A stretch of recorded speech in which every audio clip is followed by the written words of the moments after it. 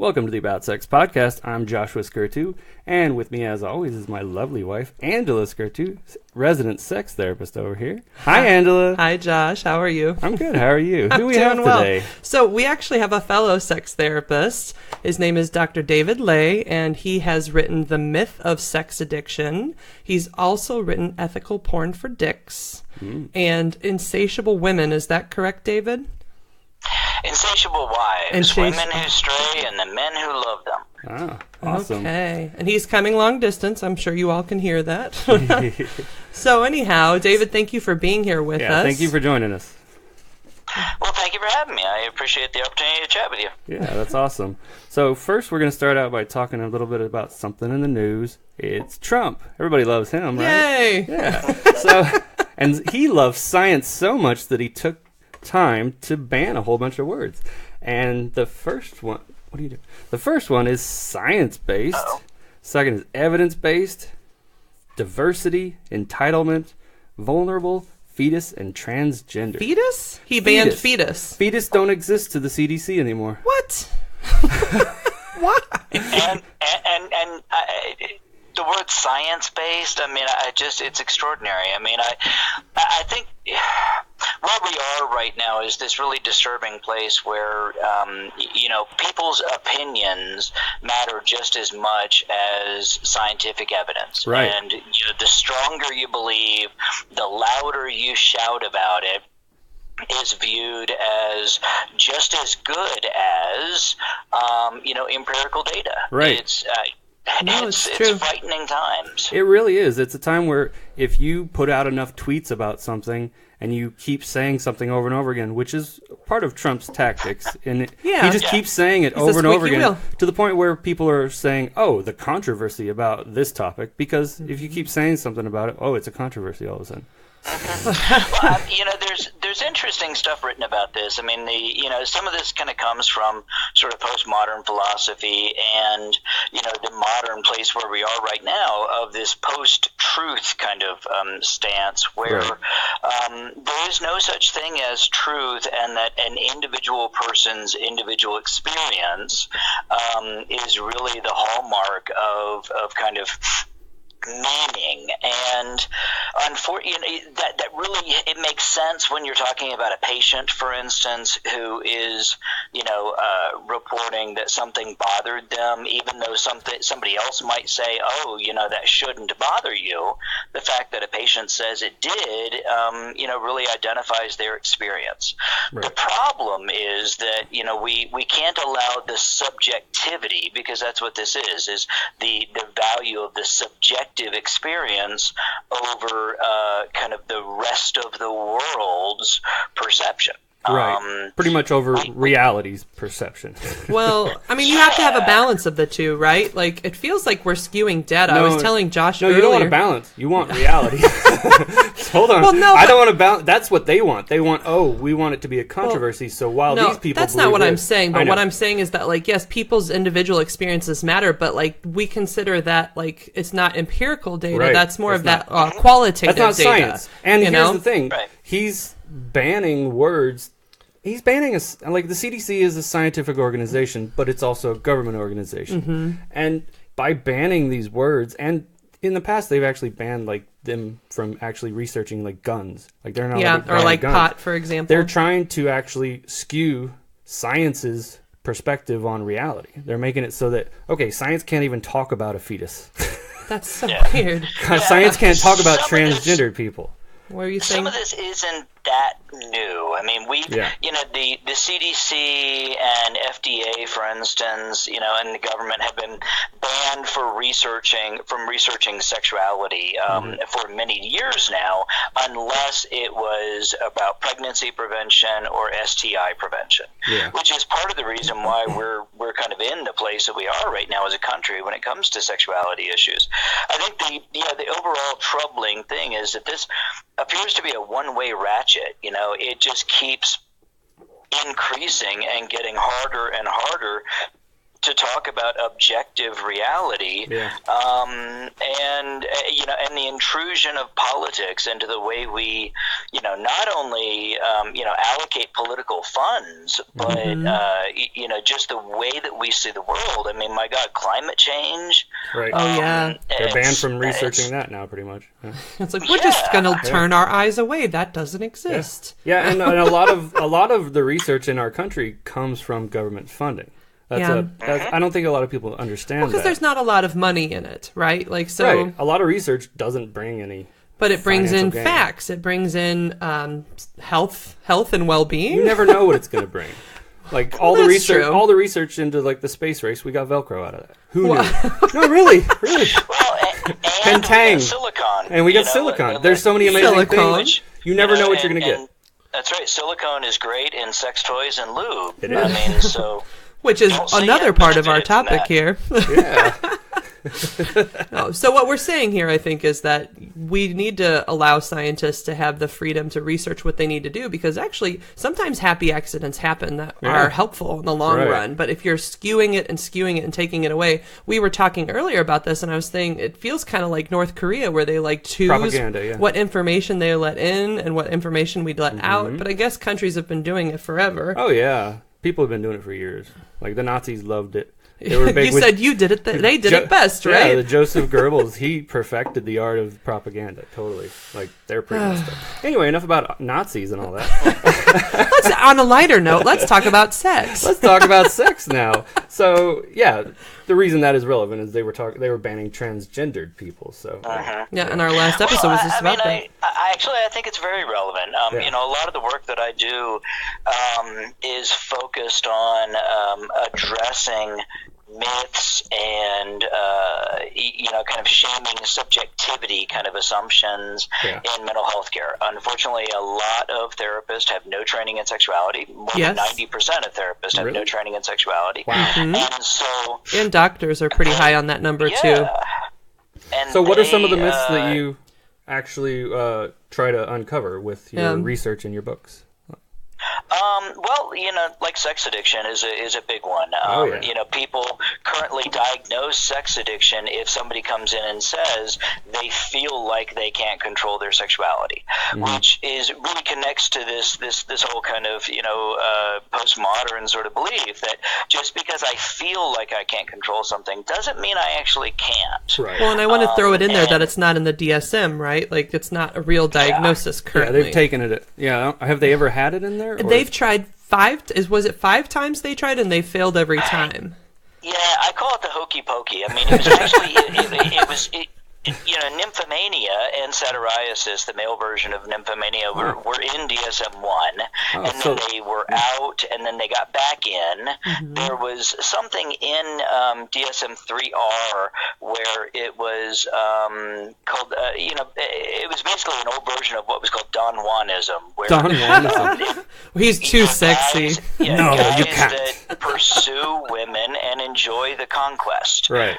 Also kind of called Casanova syndrome or James Bond syndrome. That was a diagnosis? It was a criteria in a diagnosis not otherwise specified under sexual disorder, and that was removed in DSM-4. We're now on DSM-5, and it's been out consistently since the early 90s. And as Angela said, it's been consistently rejected based on science, because what is clear is that the idea of sex addiction, the idea that you can't control your sexuality, is really coming from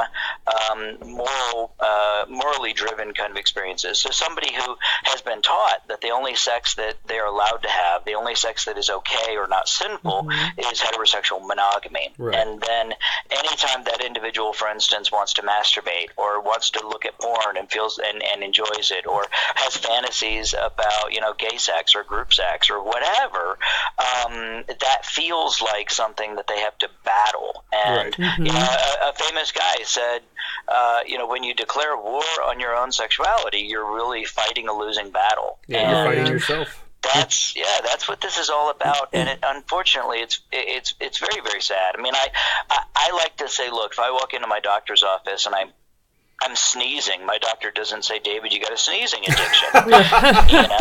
Instead, the doctor tries to figure out, do I have bacterial infection, a virus, or allergies? And we have to treat each of those differently. Which, David, something you're kind of speaking to here is context, right? That, like, there's more to it than just sex. Like, everybody likes sex, but there can be extra factors associated with sex that sometimes are causing problems for people. Correct? Right. Yeah, and there's more to science, and there's more to medicine, and there's more to mental health treatment than just what somebody believes. There's actually science and data and evidence behind all of this. Go, God, evidence. See, there you go. Oh, no. Disgusting. But, oh, no, we're not allowed to say science-based anymore. Yeah. No evidence-based. Sorry. Sorry, David. We're going to have to ban you from using that on the show. Banned from the CDC. Amongst all the things that I get censored and bleeped for, if I'm going to get bleeped and censored now for saying evidence-based, I mean, what are you going to do with your life? And say the word evidence. I mean, we're done. Yeah, if you can't say evidence, I mean, come on. Yeah. Well, you can allude to it. Like, remember when people do cuss words instead of saying the cuss words, they allude to it, like the C word. So it could be like the EB word. Oh, no, it's even better. The scientific term formerly known as. Prince. Oh, he brought in a reference. I like it. Oh, yeah. That'll work. So has there been actual research studies done trying to kind of analyze sex addiction and try to see if it is real? I mean, actually, I mean, there have been a lot of studies, actually, and especially over just the past couple of years, we're learning a lot. And some of the things we're learning, for instance, are that self-identified sex addicts don't have any more difficulty exerting self-control than anyone else, even though they say they do. Interesting. And that the identity of being a porn or a sex addict is predicted predominantly by their religious and moral values about sex, not by how much sex they have. Sex addicts don't actually get laid any more than anybody else. They feel worse about it. Oh, that's I just funny. feel worse about it. I just read a book called The Willpower Instinct that says that the worse you feel about something, the more likely you're going to repeat that behavior. So, like, if you feel bad about eating cake, then that's going to be your go-to thing when you feel bad. Right. But he's not. But he's saying they don't even have different rates, like regular people who are not identifying as being sex addicts. Yeah, that's crazy. Now, I mean, I think there is some validity in terms of the idea that if you've never been taught to understand your own sexuality or to perceive your sexual desires as normal, then they're going to feel kind of alien. They're going to feel like something that is out of control. You've been told you're a bad person. Something like 12% of people report that they are concerned about their use of pornography, but only less than 2% of people actually experience difficulties related to it. So we have this wide discrepancy between the way people feel versus what reality is. Reality. No, it's true. And actually, something you pointed out is that normalcy. Half of my job as a sex therapist is reminding people, oh yeah, that's totally normal. Yeah. Oh, your desire is just a little different. That's fine. Yeah. Everybody feels like there's something wrong with them. And part of it is that I feel like as a society, we're so puritanical. We're just so scared of sex, or there's so much shame associated with sex that we can't talk as a society casually about sex. Right. And so everybody feels like there's something weird or wrong with them. And I've noticed that, anytime I've tried to bring up sex around anybody who has any religious beliefs. We happen to have a few in the family. Definitely. And I love them very much, and I respect that they have beliefs. But anytime sex is brought up, it's like a deer in headlights. And if any of their teenagers are around, it's even worse. They're like, how dare you say the word masturbate around my child? I know, one time he brought up the word masturbation, and they're like, shh, what are you doing? What are you doing? Jesus will hear you. My God, dude. There's a really neat book. It's called Making Peace with Sexuality, I think. It's by a therapist up in Seattle who is writing about these issues and the conflict between conservative religion and modern sexuality. And a lot of this comes from the historical kind of mind-body split, where we we philosophically and religiously identified, this spiritual person, the spiritual plane, as being higher than and better than this kind of this brutish reality that we all live in. And, these are the same reasons why, Kellogg's cornflakes and graham crackers and granola bars were invented, because those were foods that were bland and allegedly would not trigger you to masturbate. Right. Oh my God, I've been eating graham crackers this whole time. He's been eating graham crackers way too much. What are we going to do, Josh? I need to throw away the graham crackers. No, I'm just kidding. That'll help with the libido. Here's your PSA. You're totally allowed to eat graham crackers. The more you know. It's black licorice, actually, that you need to watch out for, because black licorice actually suppresses your testosterone. Is it the anise in it? Well, yeah, black licorice is based on anise. I don't know anything about your niece, but you're not supposed to talk about masturbation around her. Oh, wow, that's funny. But you threw me out there. Yeah, that's a good one. You broke Josh. It's okay, though. Broke me. He'll come back. So let's talk about what an actual addiction is. Like, what defines an actual addiction? Sex addiction isn't real. What is an actual addiction? What falls under that?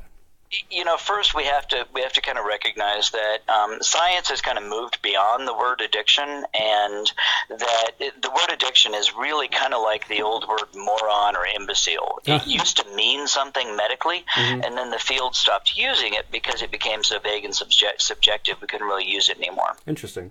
So the word addiction, actually, the modern DSM, the Bible, so to speak, of psychiatric diagnoses, it only uses the word a couple of times, and it basically says this is really a vague concept that we think kind of means something about acuity, but it's not consistently or reliably kind of distinguished, and so we need to kind of move beyond it. I mean, if you think about it, for years there's been kind of a debate about whether marijuana was addictive. Right. There's been a debate, because cocaine doesn't really show a withdrawal kind of syndrome, etc.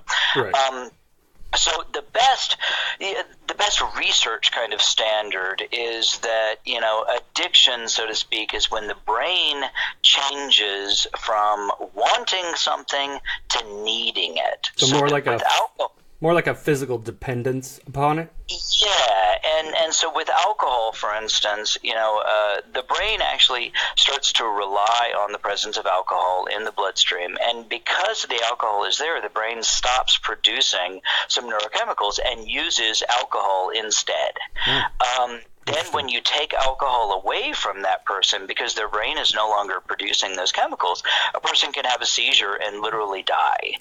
But if you take away sex from somebody that has been having a lot of sex, nothing happens. They might be a little grumpy, maybe. A little grumpiness, but that's about it. But nobody ever died from blue balls. I love that. No, you'll be okay. No, I think I'll be okay. Yeah. Yeah, I had a surgery over the summer, and there was no sex happening. But I did not die. You lived to tell the tale. He's okay. Yeah, I'm fine. Well, and the opposite is true, too. If you have a bunch of sex, you don't suddenly explode either, I definitely explode during having a lot of sex, Angela. Oh, so true. Your experience may be different. What was the question? And people who have more sex live longer. I mean, I at this point am effectively immortal. Yeah, me too. Is the way I'm counting on it, right? Yeah. If that's my, pill to be immortal, I can definitely take that. Well, and I definitely think it keeps people healthier and younger. I mean, I always tell clients, if you have no other motivation for it, how about sexercise? I didn't go to the gym today, so why can't I just get some movement? Well, I think if you're actively sexual, you're also trying to take care of your physical appearance. You're trying to be able to physically still be able to mount your partner. So you have to be able to push yourself up off the ground. That was very animalistic, Josh.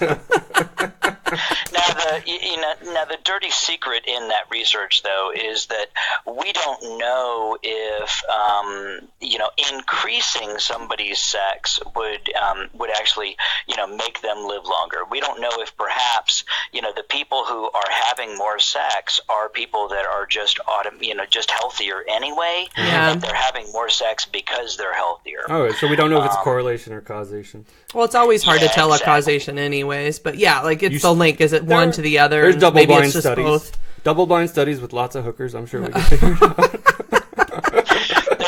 there was one study in the Netherlands that I always have trouble finding, but I cited it in one of my books, and they actually showed that psychiatric patients in a psychiatric hospital there, some of them got to go to a brothel every month, and those patients needed less psychiatric medications and had lower rates of symptoms, psychiatric symptoms. So, sex really is good for us, and there's no point at which, it turns into too much sex. Too much sex is always relative, and it's relative to, the person you're married to or to your therapist. And, if you're having more sex than therapist, clearly there's something wrong with you, not the therapist. Yeah. Oh, yeah, because therapists are infallible, right? Like, we're really awesome That's people. right. Yeah, we can do no wrong. Totally true. So talking about porn specifically, does that translate over to porn as well? Is there... Yeah, so porn gets a little more complicated. I mean, first, whenever we talk about porn, we also have to recognize we're actually talking about masturbation, because 90% of porn, you say sure, Josh, but most people don't think that 90% of porn use involves masturbation. And so when people talk about, porn is changing your brain, so to speak, what they're actually saying is masturbation to porn is changing your brain. Is their argument. Now, it's a false argument. There's absolutely no evidence that people who use lots of pornography experience a brain change. Instead, what's more likely is that the brains of certain people who watch lots of pornography are brains of people who need higher levels of sensation, or that they seek that kind of life on the edge, and that's why their brain looks that way, and that's why they watch lots of pornography. The thing with pornography that gets complicated is that, we're actually talking there about fantasy, for instance, and there are fantasies and there are kind of private sexualities that people don't want you to have. Like in the United Kingdom, they banned female dominant pornography because face-sitting. They banned face-sitting. Yep. Yeah, they don't want people watching pornography of women being dominant. They banned anal sex porn recently because they think that that's going to lead to teenagers having anal sex. Well, teens like to have sex. I'm sorry, they're going to have sex whether you like it or not. And if you ban anal sex porn, you're actually banning gay porn, and so they're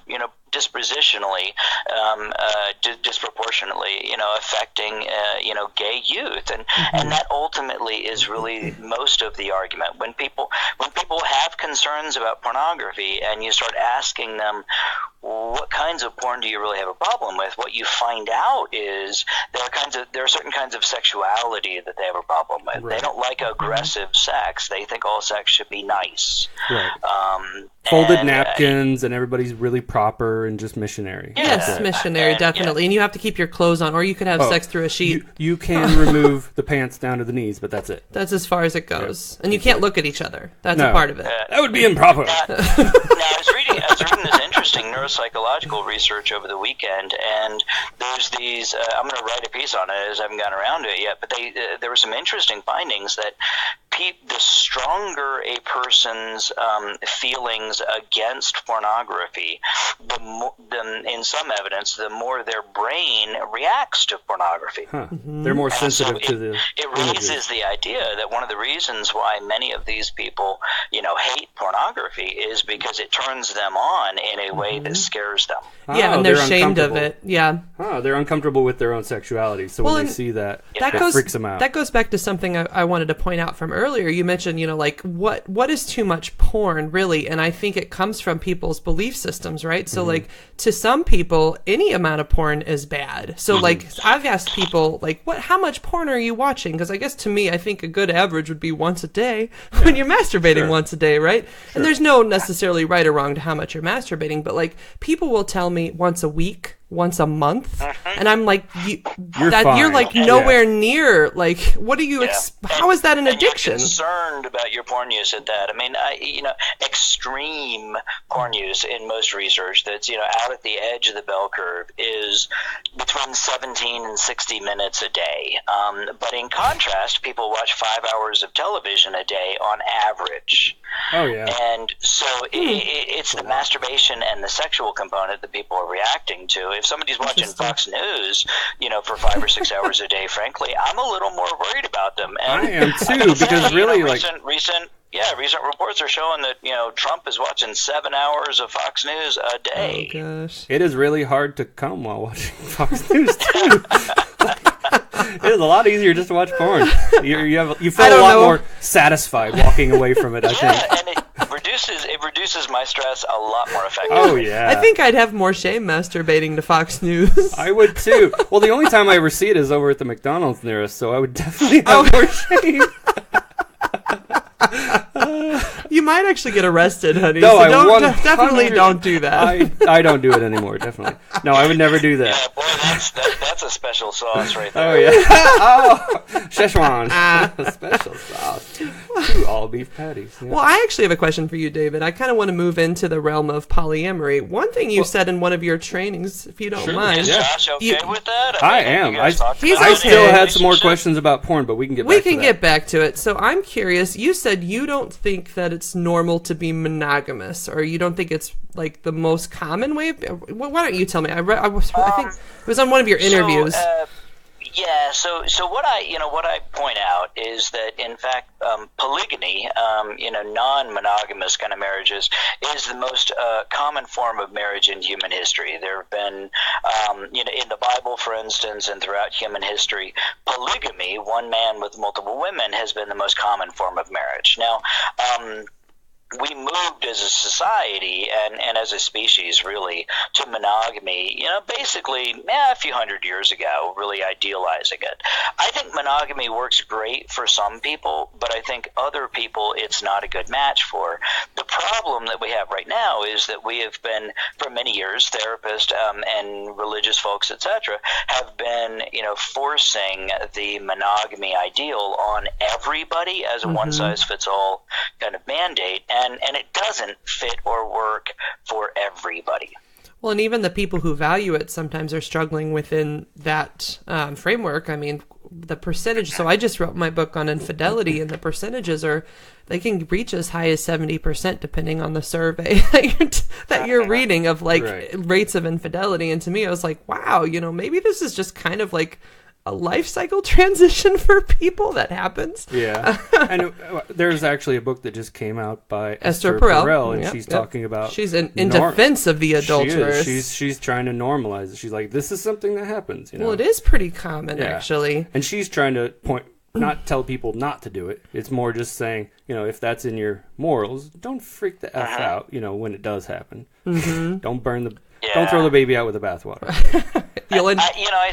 I see so many people who struggle with infidelity because, and one of the reasons they struggle with it the most is that they feel like there is something wrong for them having these temptations. Right. And, the more we view this as something that, is this personal deficit, the more we make this a disease model, actually the harder it is to understand and treat and deal with, and to absorb or accept kind of within couples. One of the interesting things about Esther is that, she's kind of this lightning rod right now, and some of the attachment disorder therapists and gurus really who've been leading that industry for a long time, they're really, really threatened by Esther's ideas around monogamy. They're really threatened by the idea of pornography. And they're getting pretty ugly. I mean, they are going after people in these really aggressive kinds of ways. Who are those people?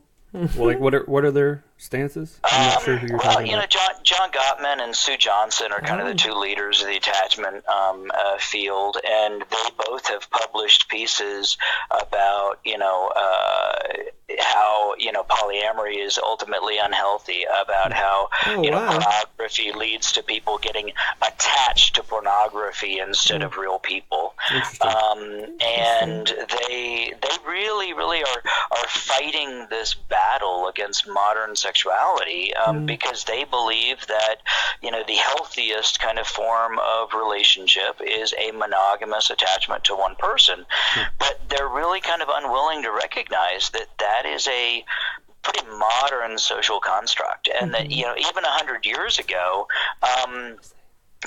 marriages were oftentimes marriages of convenience, and that men were, expected to be unfaithful and to not really, have this kind of primary love and intimate, attachment and connection with their partner that we idealize today. Right. It wasn't about romantic love. It was about family. It was about sometimes even an arranged marriage. Yeah, or moving up in society. It was a business arrangement. Yeah. So it was understood that you didn't marry for love. You married for safety and security. Right. And so people didn't kind of look down on the affairs because they thought that is this little silly, piddly thing. Yeah. Because they would still come back. I wanted to mention this. So after I read that article on Esther Perel's book, I realized what she's doing is harm reduction. And this goes back to our addiction model. So one of the chapters in this book, How to Change Your Drinking, which is a kind of a core book for the harm reduction model, is that it says if you're trying to make a change for your drinking, what you need to look at is both the pros and the cons of your drinking. Because if you only look at the shame, the pro or the cons, then what happens is eventually, okay, you stop drinking, the cons go away, and you start to crave the good parts of the alcohol. And I think, and essentially with this infidelity stuff, she's asking them to say, like, talk about the goods and the bads that came from this infidelity. What did you get out of it? Why were you tempted?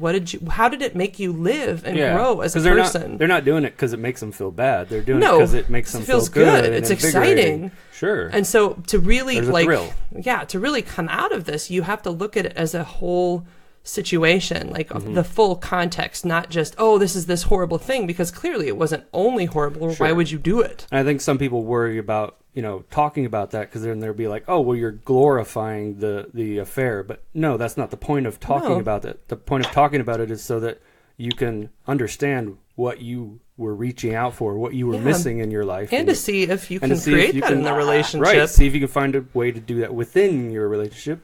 Or open up the relationship if you're open to it. Or open it up. I think a lot of people are just dishonest with each other when it comes to a lot of sexuality, even in their own marriages, not just to themselves. Because they'll say, oh, no, you're the only one for me, baby. I would never look at another woman. And you, and her. And you, and every other woman I've ever been with has been the only one for me.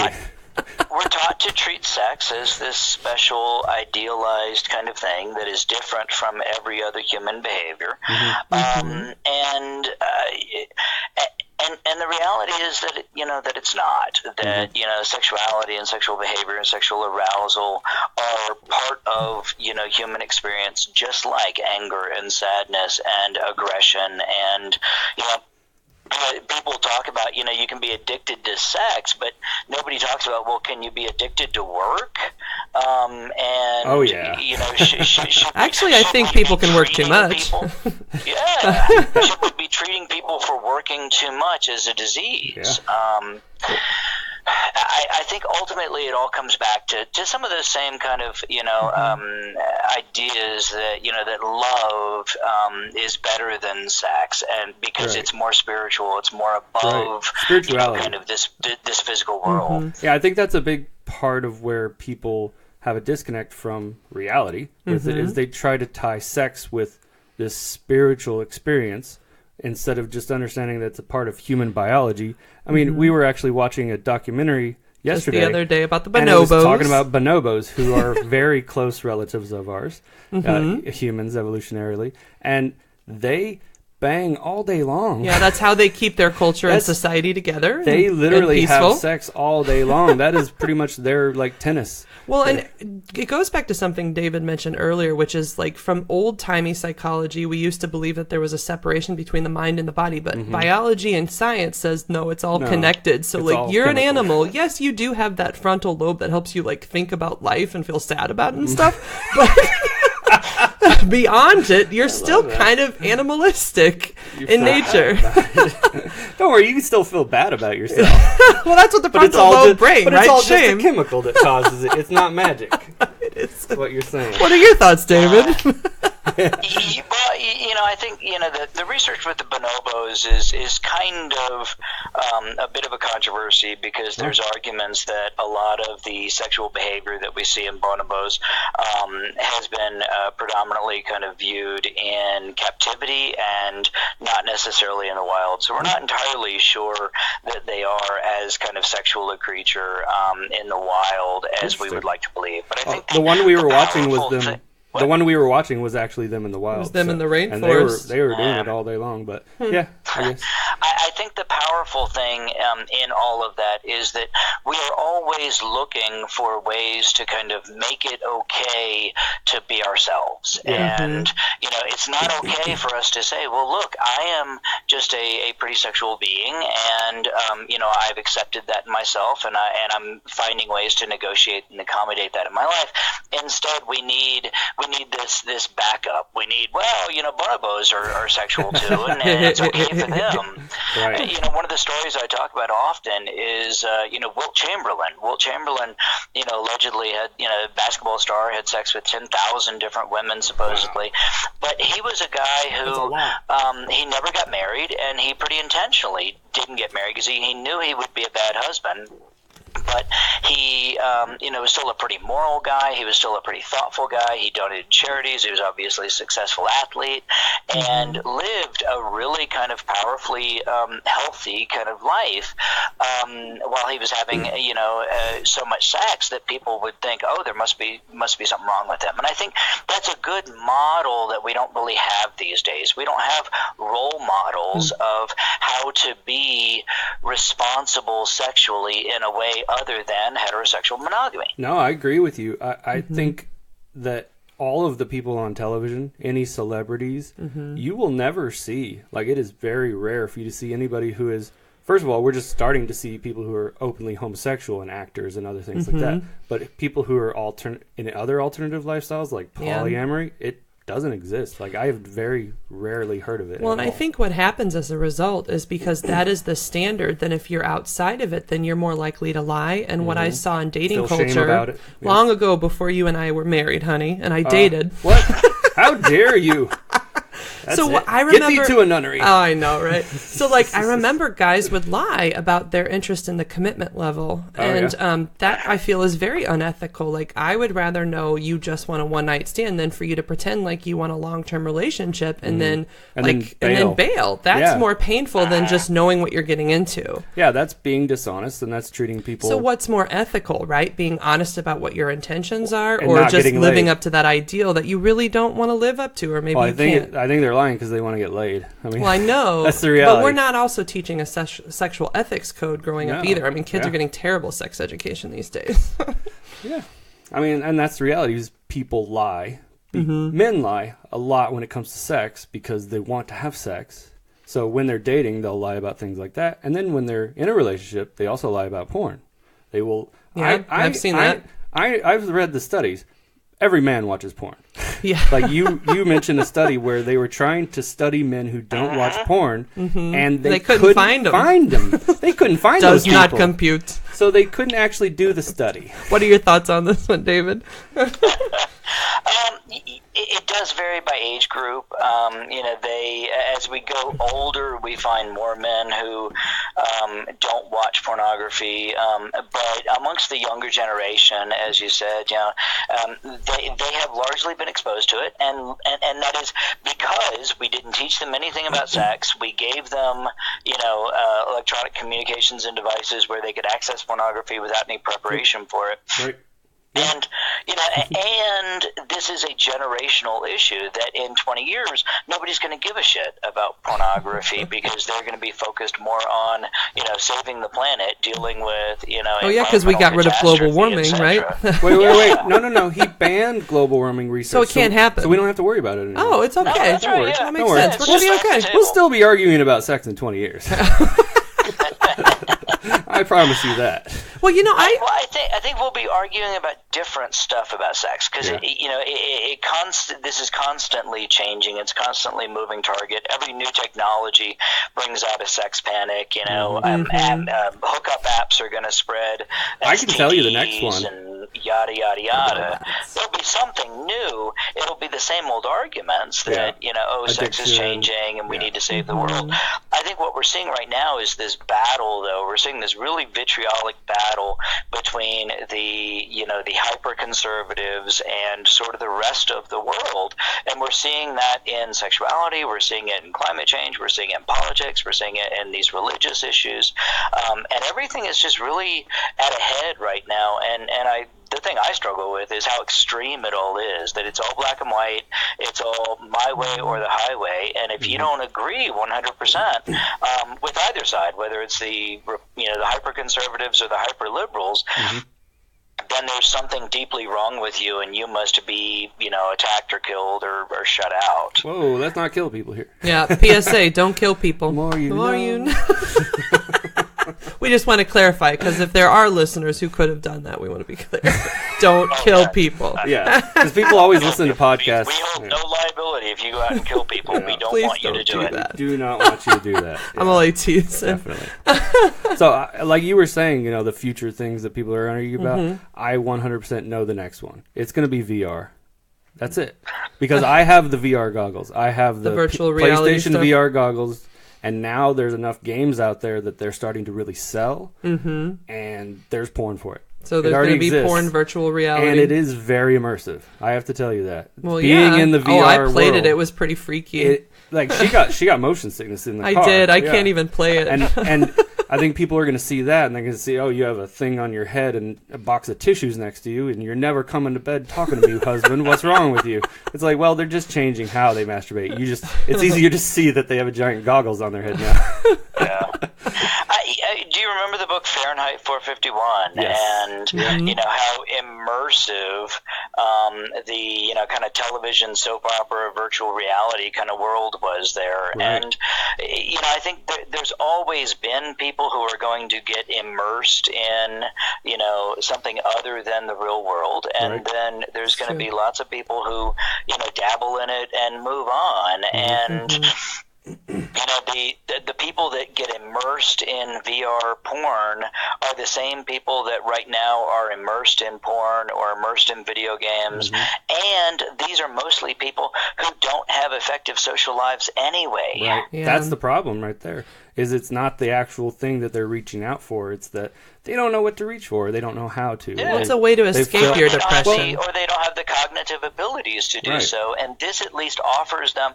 I work with lots of disabled folks, and you're going to tell them that they can't have this virtual reality kind of life and sex when, their body can't do it in the real world. So you're taking that away from them? How dare you? No, they should have more access to it, 100%. I agree. Yeah. It's amazing stuff. But yeah, like the people who are reaching out for it, who maybe have a little bit of a compulsion for it, you were talking about, I think a lot of those people are people who kind of feel isolated in general. I think they're trying to reach out for some human contact, and that's all they're able to get. So yeah. Sometimes, well, and we need to have mediums for that, and not be shaming people for it. And I think that's where a lot of where we're failing as a society with young men and women is that people get isolated, and we just kind of say, they're weird, let's move on. But I mean, that's where school shooters come from. Not to go weird, but not all of them end up being that way. But that's the reality is that a lot of depression comes from isolation, and there's a lot more contextual factors associated with this. Yeah. I was hoping we could maybe move into sexting, since we're talking about technological sex. That sounds like a great topic. Okay, let me get my phone off the sleep mode before you start texting. Yep. Okay, I'm good.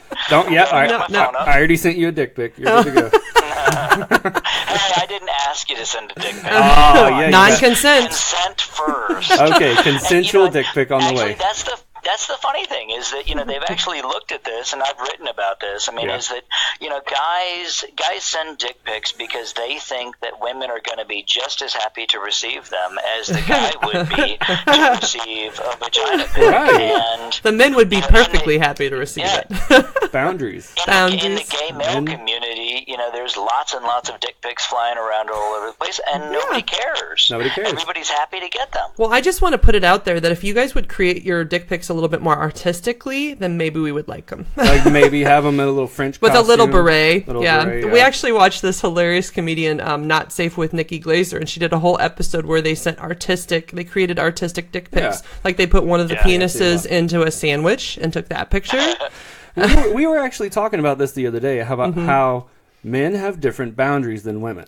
And you said a lot of men say, oh, I don't have boundaries at all. No, they do. They have boundaries. I just think they're further out. They're just very, very minuscule and on the edges. Well, see, I was on another podcast, and maybe, David, you can speak to this, but the guy on the other podcast says to me, he's like, guys are very happy with you crossing their boundaries. Mm-hmm. And I said, I don't agree with that. I think guys have boundaries, and if you cross them, they're just as unhappy as you are. But I think, like I always tell this story as a difference between a male's boundaries and a female's boundaries. So if you were to just take your hand to your husband, who wants you to touch him, hi, and you put it on his penis, he would be like, well, let's see where this goes. Yeah. But if you do the same thing to your wife, you put your hand on her vagina, she'd be like, whoa, what are you doing? Right. It's just a matter of like how far the boundaries are. Why is that different? I'm asking both of you. And you know, a lot of guys are going to have a boundary. I'm fine you touching my penis, but if you come at my ass with that strap on, I'm going to freak out. Right. Yeah, there's a boundary. There are boundaries. Yeah, you know, I agree with you, Angela. I think it's a great point. Guys do have boundaries. I mean, I think that, you know, the place where we're not effectively addressing these issues is that we're not talking about, you know, different people have different boundaries. You know, males and females may have different boundaries, and we need to learn to accommodate both. Unfortunately, a lot of this argument is, well, you know, one group's boundaries should overrule everybody else's, and you know, and that's what we've got right now with the Me Too movement. Is that, you know, for hundreds of years, powerful, wealthy men could get away with whatever the fuck they wanted because they were celebrities. You know, where their boundaries were set, or senators.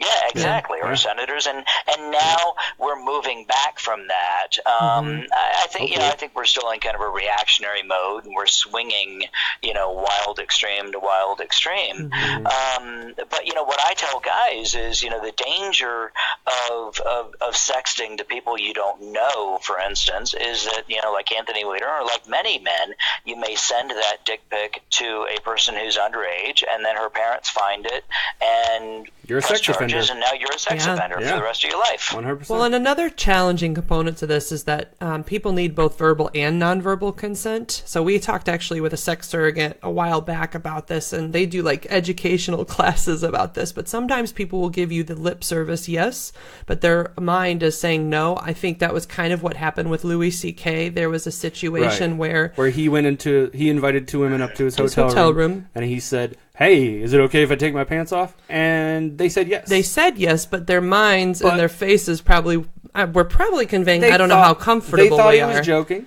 Yeah, sure. Yeah, they thought he was joking, but when he whipped it out and started playing with himself, I don't think they were as happy. Well, and that's the point. I think that we need, as people are being raised, people need to be able to kind of read those nonverbal cues, and also people need to feel safe to verbally say if they're comfortable or not comfortable with things too. It needs to kind of go both ways. And that's why with Louis C.K., he was kind of in a one-down position, because he's the celebrity comic, and they're younger comics who are trying to be trying to be openers for him. Well, and it may be difficult to get consent like that over the phone. It's like a boss. You should probably talk. We're talking about sexting, but this is relevant, and that is that. I mean, if somebody just says yes, and what if they weren't kind of open to it, but, you know, like they feel weird or shameful? There's not a lot of nonverbal consent on the phone. Yeah, it's kind of hard. I think that I think it's all complicated, and I think it's all a moving target, and I think that we're not teaching people how to understand or negotiate these kinds of things. I agree. And that's some of the education we need to be having a lot more of. I mean, I think that, you know, sex education in schools should be a lot more focused on the complexity of these gray zones. So for instance, you know, the consent issue in college rape and college campuses. You know, if you remember a year or so ago, they were putting out these apps that would record you consenting to sex, so that if somebody later changed their mind, you could play back the video of consent. And oh my God, I just think that that's so it's kind of ridiculous, and it's sad. I think that, you know, my wife and I talked about that. You know, we said, gee, you know, how many times do we have sex without ever saying a word, but just kind of raising an eyebrow at each other, you know? But you have that relationship that you've built up over the years, and you understand when you're giving consent to each other. Right. And I think that that relationship, that communication, that self-awareness, that negotiation. But, in Ohio last year, a guy, a state senator, was put on trial for having sex with his wife, who was in a nursing home, and her adult children, his stepchildren, said later that she couldn't consent to that sex, and so he was put on trial for rape. Now, That's he was crazy. found not guilty, but it raises real complicated stuff because consent is a lot more gray than we all like to pretend. It's not a simple thing. No, it's not. Yeah, we were talking about that before, is like if I ever had Alzheimer's and I was in a home and people were trying to stop her from having sex with me, I'm like, no, I want to sign a piece of paper now that says she can bang the crap out of me till I die. Like she can do anything she wants. She can do whatever she wants. Now, if I'm scared and saying, no, don't touch me. No, I wouldn't rape you like that, honey. But for somebody who's consenting and physically and into it, and there's not resistance, and they've already said that they're okay with it, like, that's silly. Yeah, don't you want to... Oh, yeah, go on. We got about 10 minutes left. So I would actually like to know a little bit about what is ethical porn for dicks. Your book. Yeah, what does that mean? My newest book, it's kind of a funny story. I wrote it after an experience I had with Katie Couric. I was on Katie Couric's TV show, and Katie, it turns out, is a bit of a prude. And no way. No. Yeah. She really didn't like, hearing about research about pornography that kind of confronted or contradicted some of her ideas about how dangerous pornography is. Interesting. But I realized in the moment, actually drunk afterwards, because it was a really pretty challenging experience, that I wasn't doing a good job, and we're not doing a good job talking to people about pornography in a more kind of responsible way and acknowledging goods and bads. So I wrote that book, and I wrote it for guys. I wrote it as though I'm having a beer with a guy talking about pornography, rather than talking like a scientist or a researcher. That's awesome. And then I also, I wrote it in sections short enough for guys to read on the toilet. Because that's how men read. Yeah. That's right. It's true. And I actually illustrated it with petroporn, with these petroglyphs or cave drawings from around the world that are, in some cases, thousands of years old, and they're some of the filthiest pictures you've ever seen. There's nothing in modern porn that is not chiseled on the walls of caves somewhere. Oh, I just call that old-timey porn. Yeah. That's right. I mean, gangbangs, bestiality, gay sex, group sex. I mean, it's all out there, masturbation, etc. And but my intent was to say to guys, look, it's fine for you to use pornography. You need to understand why you're using it so that you can talk about your use of it in a responsible kind of way. Originally, the title of the book was going to be A Gentleman's Guide to Porn Use, but nobody thought that guys today really care about being gentlemen. No, we don't care. No, ethical porn for dicks caught my attention a lot more. Yeah. Yeah. That's interesting. Like I tell guys, don't come on a girl's face unless you can be a gentleman as you do so. In other words, you have to have talked to her about it before you do it. You can't just whip it out and come on her face because you saw it in porn. They definitely frown upon that. Yeah. No, you have to say, "Milady, is it okay if I spread my seed upon your face?" Yes, but can we keep a napkin close by? Do not get it in thine eye. I love that you went in like King James Version we style were talk. talking about gentlemen. You have to go. The these and the thous. Yeah, you totally have to You go just there. made me get the vapors. Oh, I'll give you some vapor all over your face later. Love you. Milady. My dear. No, she would never like that. I wouldn't. No, it's not cool. I don't know if any women do. But. Now it makes me Some want to women go look do. for some Victorian porn. Well, I know they had lingerie in Victorian era. Well, read the old Fanny Hill book. I mean, it's got all that. Yeah, they did the oil paintings for porn. Oh yeah. See, and They people were have pretty loved PG. nudity and sex since the dawn of time. It's just that now, maybe because we have it on the internet and there's more, it's just more in your face that people are more freaked out about it. But like when you were kids, you just kept a porn magazine in a tire somewhere in the woods. I don't know about you, but when I was growing up, if you found a tire in an abandoned like forest or yard, there was always porn inside. There was always porn hidden in tires. That's how it happened. So I have a question. Yeah, That's the other thing, Josh. I mean, we have this whole new generation of kids who didn't have to go looking for porn in dumpsters or in the woods. I mean, let's talk about that change. It's probably safer. Let's talk about how they're not going to be as effective hunters because it was too easy for them to find porn. Oh, wow. This is a part of our evolution. I actually think it's a good thing that they don't have to do that, because I feel like having to go out into the wilderness to search for sexuality puts children at risk for exploitation.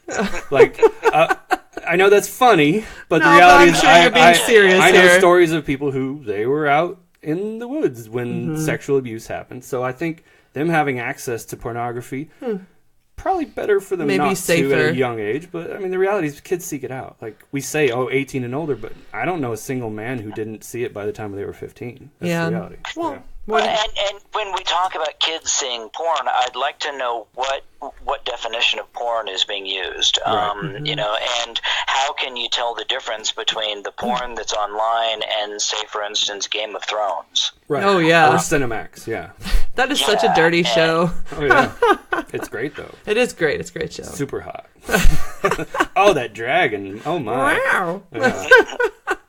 No, and it's true. So, and also I think part of this is, like, how do you talk to your kids about making good decisions? You know, back to maybe your ethical porn for dicks, or even like the sexting situation. It's how can you just have an open conversation, talk to them about what the consequences of their actions would be if they do certain things, talk to them about boundaries, what the law says. People need to know their own boundaries. I think that's a place people miss out because they're not willing to talk to their kids about sex, is they aren't able to teach them what boundaries are and that they're allowed to have them. Many of the couples that I work with right after an infidelity, it's the first time they've ever had a conversation about boundaries with me in my office. And these are like 40-year-old people, 50s, some younger too. I'm just, it's shocking to me how little people know about sex and their bodies. It's because it's so taboo to a lot of people. Like I was saying, bringing up sex around other people's teenagers or just around them in general, people shut it down. Yeah. They see it as, it's evil. We're not supposed to talk about sex except when we're turned on.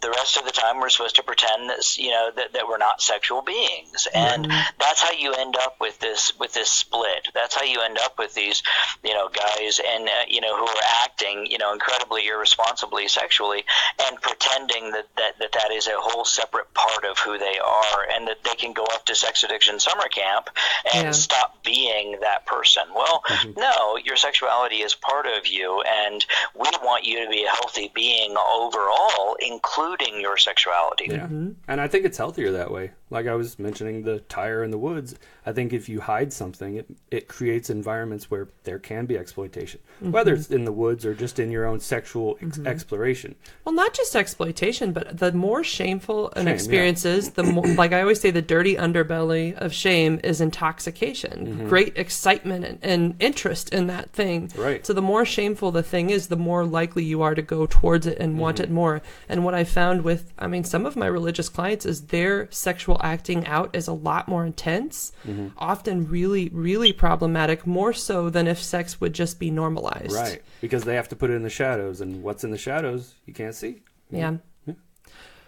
Well, I think we're towards the end of the show. We covered everything, I think. We covered a lot. We have. It's been fun. It has been fun. It was really great having you on. You have a lot of interesting things to say, David. Well, David, are there any final things you want to plug for the end of the show, like things that are coming up, books, websites? The easiest way for folks to find me and find out kind of what's going on for me is on Twitter. At Dr. David Ley, last name is Ley, is the best way to find me. And I've got a whole bunch of speaking gigs coming up in 2018. I'm actually going to be traveling the world doing a lot of talks, which is really awesome. I've got some new research coming out with co-author Dan Savage, which is really fascinating. He's never published a research study, and I got to involve him in some research that we're doing together and have that coming out. So I'm pretty excited about that one. Are you willing to talk about that at all a little bit? Like about the topic? Yeah, it's about gay cuckolding.